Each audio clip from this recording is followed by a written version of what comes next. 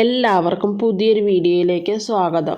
വായിലിട്ടാൽ അലിഞ്ഞു പോകുന്നതും വളരെ ടേസ്റ്റിയും നല്ല സോഫ്റ്റുമായ ക്യാരറ്റ് പുഡിംഗ് തയ്യാറാക്കുന്നത് എങ്ങനെയെന്ന് നോക്കാം. ക്യാരറ്റ് പുഡിംഗ് തയ്യാറാക്കുന്നതിനായി 300 ഗ്രാം തൂക്കം വരുന്ന 2 ക്യാരറ്റാണ് എടുത്തിട്ടുള്ളത്. ക്യാരറ്റ് കഴുകി വൃത്തിയാക്കിയതിന് ശേഷം ചെറിയ കഷ്ണങ്ങളായി അരിഞ്ഞെടുത്ത് മിക്സിയുടെ ജാറിലേക്ക് ഇട്ടുകൊടുത്ത് അരച്ചെടുക്കണം. അരച്ചെടുക്കുന്നതിനായി 2 കപ്പ് വെള്ളമാണ് ആവശ്യമായി വന്നിട്ടുള്ളത്. കുറേശ്ശെ വെള്ളം ഒഴിച്ചു കൊടുത്ത് അരച്ചെടുക്കണം. ക്യാരറ്റിൻ്റെ ജ്യൂസ് മാത്രമായി പിഴിഞ്ഞെടുക്കണം.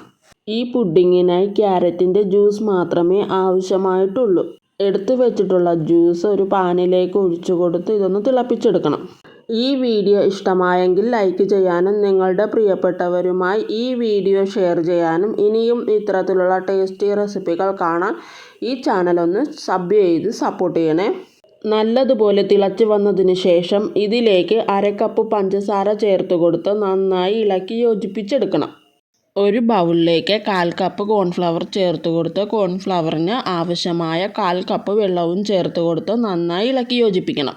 ഇളക്കി യോജിപ്പിച്ച കോൺഫ്ലവർ ഇതിലേക്ക് ചേർത്ത് കൊടുത്ത് ഇളക്കി യോജിപ്പിക്കണം. പെട്ടെന്ന് തന്നെ തിക്കായി വരുന്നതിനാൽ ഇളക്കി കൊടുത്തുകൊണ്ടേയിരിക്കണം.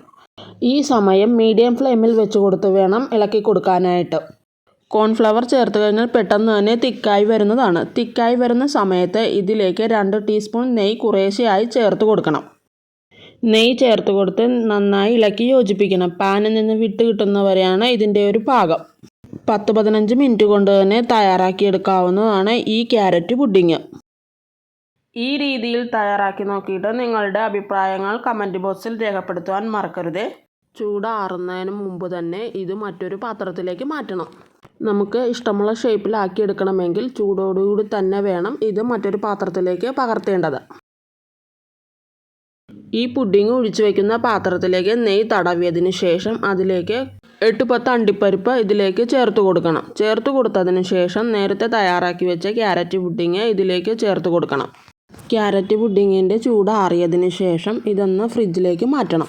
1 മണിക്കൂറോളം ഫ്രിഡ്ജിൽ വെച്ചതിന് ശേഷം ഇത് എടുക്കാവുന്നതാണ്. ഫ്രിഡ്ജിൽ വെച്ച് തണുത്തതിന് ശേഷം ഉപയോഗിക്കുമ്പോഴാണ് കൂടുതൽ ടേസ്റ്റ് കിട്ടുന്നത്. ക്യാരറ്റ് പുഡിങ് തയ്യാറായിട്ടുണ്ട്. എളുപ്പത്തിൽ തയ്യാറാക്കാവുന്ന ഈ ക്യാരറ്റ് പുഡിങ്ങിൻ്റെ വീഡിയോ നിങ്ങൾക്ക് ഇഷ്ടമായെന്ന് വിചാരിക്കുന്നു. പുതിയൊരു വീഡിയോയുമായി വീണ്ടും കാണാം.